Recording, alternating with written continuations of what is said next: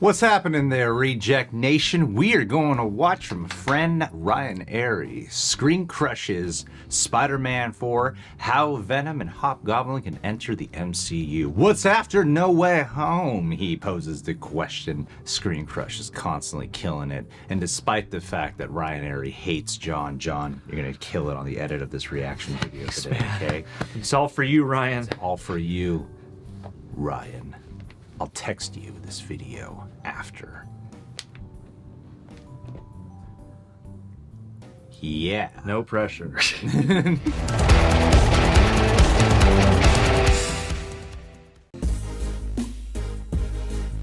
Welcome to Screen Crush, I'm Ryan Arey. No Way Home paved the way for a perfect new chapter for Spider-Man. The old webhead is back to basics. No Iron Man tech, no high advanced suits. He's in the exact place that Spider-Man needs to be. He's once again just a friendly neighborhood Spider-Man, swinging around the streets of New York wearing his classic suit. I'd rather just stay on the ground. Friendly neighborhood Spider-Man. Somebody's gotta look out for the little guy, right? So Spider-Man 4 has a lot of potential, and we are so excited that we want to share with you some of our ideas, plots, characters, and themes that we hope to see in the next Spider-Man film. First, Spider-Man 4, Homeless, whatever it's called, needs to take the web slinger back to dealing with street-level criminals, as Spidey goes against a crime empire. But things are not so easy for Spidey. No one knows who Peter Parker is. It's like he never existed. Spider-Man 4 needs to address the tragic events of No Way Home and their impact on Peter's psyche, which makes it the perfect time for Peter to bond with a certain symbiote. Exactly. So The dark side. What we hope to see is in Spider-Man 4. Sony, I hope you're watching, because I have come to bargain. Who am I?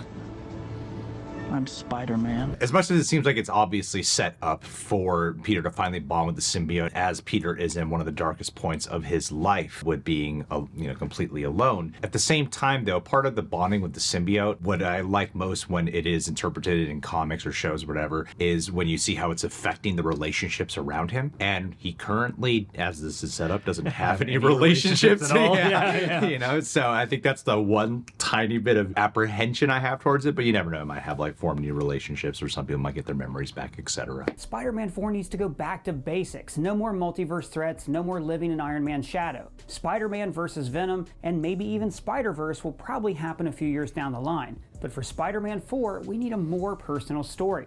Spider-Man 4 needs to deal with the consequences of No Way Home, focusing on Spidey's struggles in a world where no one knows who Peter Parker is. So far, the MCU Spider-Man has always had someone to lean on, from Tony to Ned to May, Happy, and of course, MJ. But now he's all alone, broke and filled with regret, guilt, and anger and uncertainty.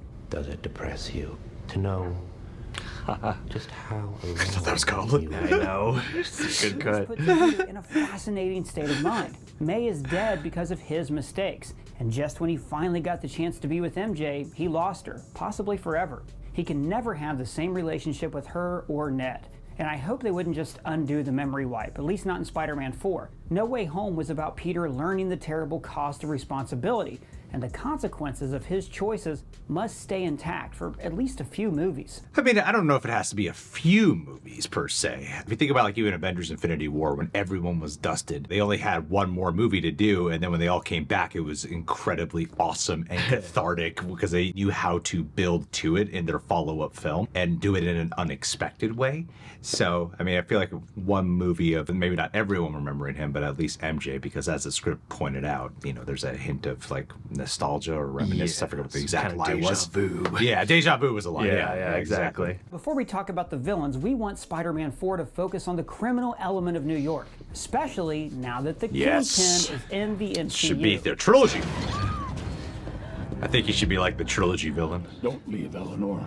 Other than Homecoming, we never got a chance to see Spider-Man deal with the criminal underworld. Most of the other heroes are busy with much bigger threats, sort of forgetting about the street-level crime. Tony saw the Vulture as a petty criminal, not a threat that he and the Avengers should waste their time on. There are people who handle this sort of thing. The Avengers? No. Just a little below their pay grade. And this is how the Kingpin was able to build a criminal empire right under the Avengers' noses. And this is why New York needs its friendly neighborhood Spider-Man. While the other heroes deal with the big-scale threats, Spider-Man is the one that can help out the little guy. I can see Peter committing himself to fully being Spider-Man 24/7. When he's Spider-Man, he's at his best. It's where he's most confident. But he needs to make a living. That is great. But after losing May, Peter's going to shut himself out, throw himself into saving as many people as he can, so no one else dies on his watch. Being Peter Parker is more of a mandatory chore for him, just something to do to get paid and pay rent. Give me rent. The movie also needs to address Peter's dark side, as he was close to crossing the line and killing Green Goblin. An interesting direction will be if Peter has more rage in his heart now, and that's something that scares him, because he was so close to taking a life. Every criminal he fights, he sees Norman Osborn's face, hears his creepy laugh. Everywhere I go, I see his face. Threatening to bring out the worst in him as he edges closer to doing something that he's going to regret. Because of this, Spider-Man hesitates in every fight. He's too worried about losing control, so he keeps getting beaten up by the bad guys. And this is where Venom comes in.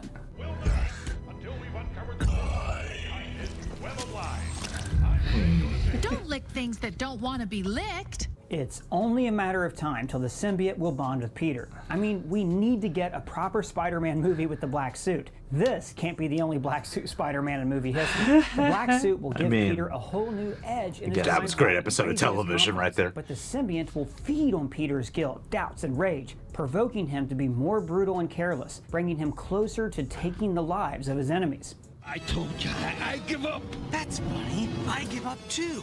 I give up trying to be a friendly neighborhood Spider-Man. So Peter will have to face his darkness, both internally and physically, as the black suit will represent the manifestation of Peter's dark side. The world takes everything we love. There's no one you can trust, Peter Parker. No one except us. The clips you're pulling from for Spectacular Spider-Man, I would love it if they did do a visual representation of that, where you do go into the actual mind, you know, especially with like Marvel Cinematic Universe, their phase 4 or phase 5, I don't know, one of them. It seems like it's really shaping into like the mind-bending phase of the Marvel Cinematic Universe. So to do things that are a little bit more psychedelic in that regard would be really cool to actually behold. And I hope John Watts does stay on board, because we got to see him do a little bit more of the darker side in Spider-Man No Way Home. So if he is able to do like the symbiote bonding, I think we'd be in good hands at that point. Oh yeah, and you could create another sort of rhyme with the previous Spider-Man. Like he brought up the whole thing about like him seeing Norman Osborn everywhere, but if you had, you know, the shadow side of himself kind of always in a debate with the qualities of Peter, I think that could be a cool... Like how James Franco sees Norman, like how Andrew Garfield sees Captain Stacy. Oh yeah, we gotta have somebody's ghost dad here. Ghost dads! Ghost dads! So this being said, Spider-Man 4 cannot repeat the same mistakes of Spider-Man 3. So, A, no creepy dancing in the street. Please, please don't say that. B, no emo Parker. C, don't just throw Venom into the final battle of the movie. The actual Spider-Man versus Venom story needs to happen at a later point, either Spider-Man 5 or a crossover movie. For the main villain, there are two options that I'm hoping for. The fan favorite is Kraven the Hunter, but we'll talk more about him in a moment. As much as I love Kraven, I think the most fitting villain for Spider-Man 4 is the Hobgoblin. Oh, and that's great. Right on time. Because he would be Ned, and then it would be a personal dilemma for him. Okay, sorry. Never mind. My mind was started racing. I'll just play your video, right? I got really excited at that. Yeah, I'm excited. It just suddenly clicked with me. I'm like, oh, that's why you're tying them together. Okay. He is the most interesting choice as a follow-up to the Green Goblin. Exactly. Hobgoblin is one of Spider-Man's most popular villains, mostly thanks to the great Hobgoblin saga from the comics and the 90s animated show. While he looks like an orange-green goblin, he's not crazy like Osborn. He's far more cunning and devious. He's more like a crime boss, and this ties into the criminal element of Spider-Man 4. If Peter is going to see Goblin's face everywhere, then it only makes sense to have a villain who looks like him. And I'm sure they could just introduce the MCU's version of Osborn. But it's too soon to have another Green Goblin as the villain after No Way Home. Sure. The Hobgoblin that I want to see in the MCU is Roderick Kingsley. Never mind, he's not doing what I thought. Ned Leeds also became Hobgoblin at one point, or maybe that was retconned, I can't remember. And there were a lot of teases in No Way Home that Ned was going to become a villain. But right now, I don't see Ned as a villain. Oh. Time will tell, but the Hobgoblin I hope to see is a shrewd businessman who rules a criminal empire. Me. That Of would course, be cool. there already is a crime boss in New York, and that's Kingpin. Now that they finally brought him back, it's a no-brainer that we'll see him and Spider-Man clash. And this will also open the door to a team-up with Spider-Man and Daredevil. But, don't get mad, but I'm not so sure it'll happen. Let me explain. Not yet.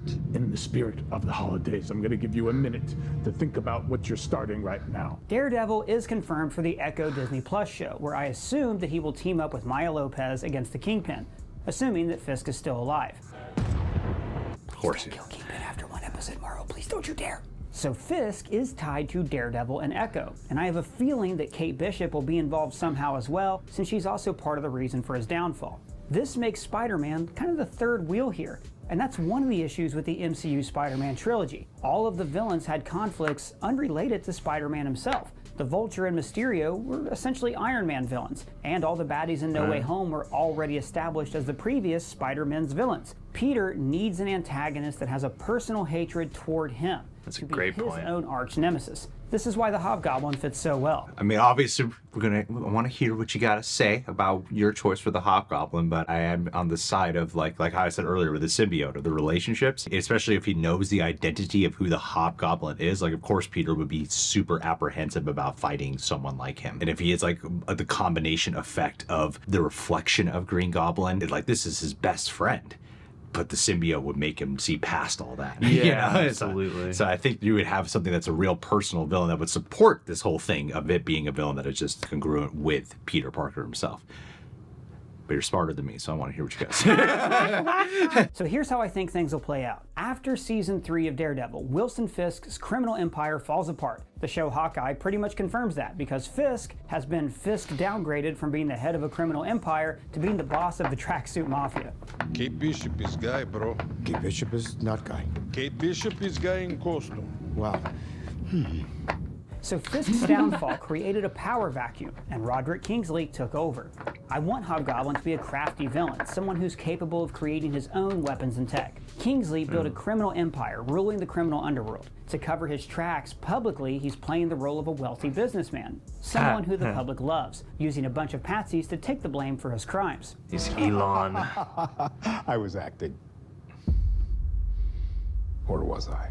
But now, Spider-Man is sticking his webs into his criminal empire, and Kingsley takes it personally. At first, he'll hire some villains to go after Spider-Man, someone like the Scorpion. Matt Gargan was introduced briefly in Homecoming, and he has his own vendetta against Spider-Man. Two actors from Better Call Saul.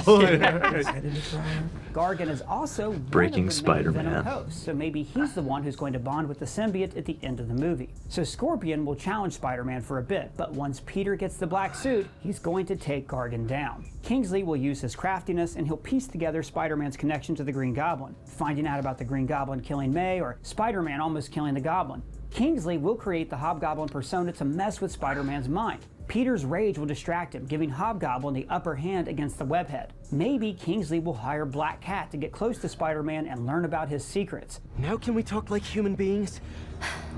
This feels pretty human to me. Felicia Hardy is an incredible anti-hero, and she fits perfectly into Spider-Man 4. She and Spider-Man have a pretty complicated and spicy romance. Peter needs a new love interest now that he can't be with Actually, MJ. yeah, that's a at least great not call. For a while. Yeah, And it shouldn't yeah. be Gwen Stacy. I mean, I prefer to see her introduced at a later point as Spider-Gwen. Black Cat is someone who's fresh, both a lover, a friend, but also, at times, Spider-Man's enemy. And this is a fresh take on Spider-Man's usual romances. And unlike Peter's That's a good previous call, love yeah. interest, she doesn't need any saving. She can kick ass just as well as him.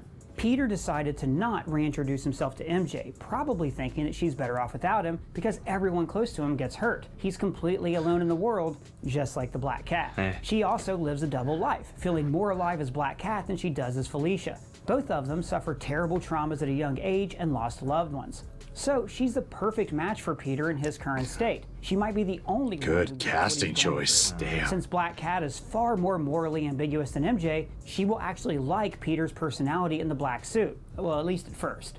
Are we going to be bad guys together, partner? Or just plain bad? Was it something I said? You know, out of everything you've pitched so far, this whole thing about Black Cat is actually one of the best things I've heard. That's my favorite in so terms far. of theorizing of what people can do and speculating for the Spider-Man 4, this romance, which obviously is kind of reflective of like a Batman and Catwoman type of situation, just knowing who Black Cat is. There could be more personal ties, like even in the Spectacular Spider-Man show. You guys have had a few years to watch it, so cover your ears if you haven't heard this or haven't seen it.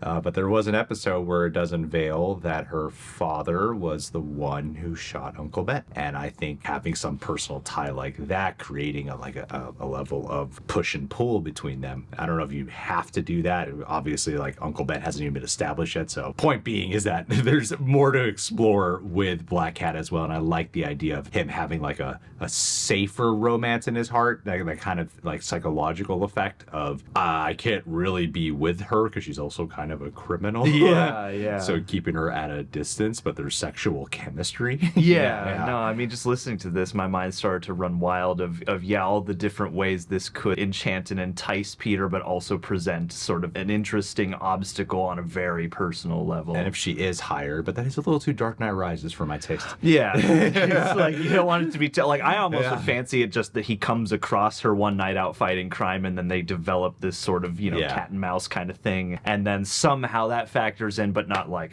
she was hired directly to like come after him or something like that. Hobgoblin would hire her to go after Spider-Man, using her skills to string him along, make him trust her, and reveal his secrets. So this could be a somewhat toxic romance between the two, as both the symbiote and Black Cat will be a negative influence on Peter. But eventually, once Black Cat sees the true darkness of the symbiote, she will try to help Peter, while also facing her own inner darkness. Peter's struggle with his inner darkness in the black suit is likely going to cause him to reunite with MJ and Ned.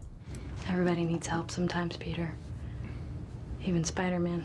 It's still unclear exactly how the memory spell works, but I assume that MJ and Ned remember that they knew Spider-Man without knowing Peter. Now, we gotta talk about Kraven the Hunter. I can make you a true hunter, not just a boy pretending to be a man. He's the fan favorite and one of Spider-Man's best villains. Spider-Man must face Kraven at some point, even if it's not in Spider-Man 4. We need to get an adaptation of Kraven's Last Hunt in the Marvel Cinematic Universe. Hobgoblin could hire Kraven to go after Spider-Man, though I don't want the movie to be too overcrowded with villains, so it's best to have them in separate movies. There is one caveat with Kraven, and that's that he's getting his own standalone movie. So far, all the Sony villain movies take place in a separate universe from the MCU. Also, it's important to mention that Kraven is one of the villains that was teased in No Way Home, and I think that some of the others could appear in Spider-Man 4. The main thing I want to see with the villains in the new Spider-Man trilogy is characters that have not yet appeared in any previous movies, especially because we just saw most of them in No Way Home. Also, the movie needs to explore how the people of New York react to Spider-Man after the events of No Way Home, because much of Spider-Man's story is about the people of the city he protects. That's very true. You want to get to him, you got to go through me. And me. Me too. Remember, everyone still believes that he killed Mysterio. No Way Home explored some of the ramifications of the public's opinion, but it was put aside in favor of the multiversal crisis. Having the black suit will surely complicate things, as the symbiote will cause him to do some bad stuff, and Spider-Man's reputation will only get worse. So I hope Spider-Man 4 will deal with Peter having to regain the public's trust as Spider-Man, as he proves his worth as a hero and New York's protector. That's why I want to see Roderick Kingsley being this beloved public figure. He could use the public's trust to turn them against Spider-Man even more. And in the end, Peter will expose him, show the world just how easy it is to manipulate the public and the truth. This way, people might start doubting Mysterio's lies. This could lead to a fascinating arc for Peter. Okay, so far what you pitched with Kingsley, yeah, that does sound really great, actually. Because you can have like the personal dynamic with Black Cat. Obviously, it would be personal because of the rivalry or the enemy versus protagonist dynamic that would form between them. But yeah, with having someone who's like of criminal enterprise to go directly up against, while Kingpin is still being used for like the Echo series and slowly building himself up, I feel like Kingpin should still be featured in here to become like the ultimate villain of portent. Yeah, like the 6th Spider-Man movie. Yeah, for sure. But that would be a great way to do it. But in terms of doing this scenario, it also explain the tech. Yeah, there's a lot to support it. Yeah, and I feel like introduced the. I mean, I guess we'll go a little bit more in terms of like, what was that other one? Demi-Goblin? Yeah. If Ned were to do something because of his witchcraft ability. Yeah. I mean, I'm so torn because, like, you know, the Ned setups are there, and I feel like that's something a lot of people would like to see. Although I do really like this idea of a new entity taking on a character that is definitely going to rattle Peter, but doesn't have like that, you know, like, I know you directly, even with the spell and all that. Like, I don't know. I feel like that could present a really interesting challenge for Peter, but I could see it both ways. I'm very torn. The movie needs to show us that Peter has a new role model, 2 to be exact. So far, Peter's always looked up to Tony and the other Avengers, using them as an example of the kind of hero that he needs to be. I just wanted to be like you. And I wanted you to be better. But after meeting the other two Spider-Men, I want Peter to use them as an inspiration because they're just like him, friendly neighborhood Spider-Men. But at the same time, finding new inspiration, not in anyone else, but in himself. That will be the perfect culmination for Spider-Man 4 and the new start for the trilogy, as Peter finally learns to appreciate himself and understand that being Peter Parker and Spider-Man is what makes him who he is, one of the greatest heroes in the MCU. And this is why I hope the fourth Spider-Man movie will be titled The Spectacular Spider-Man. The Spectacular Spider-Man. Let me know what you think of all this. What villains do you want to see in Spider-Man 4? Let me know in the comments below or at me on Twitter. And if it's your first time here, please subscribe and smash that bell. For Screen Crush, I'm Ryan Arey. Excellent job, Ryan. Yeah, it's a great pitch. Can't argue with it. That was a terrific pitch. Yeah. This is a fantastic pitch, and I love the idea of calling it the Spectacular Spider-Man 2. God, that series needs to be revived. What are you doing, Disney Plus? You need to do it. Well, you know, we got to get his high school show out of the way first, then maybe we can go back to Spectacular. I want Spectacular Spider-Man back. Such a fantastic show, and ended on such a cliffhanger. My God. Start a hashtag. They've had petitions and everything already for a while. Keep them going. Don't give up on the fight, people. Don't lose the faith. All right, guys, subscribe to Screen Crush if you haven't done so already. Thanks, Ryan Arey, for putting this together. Catch you guys soon.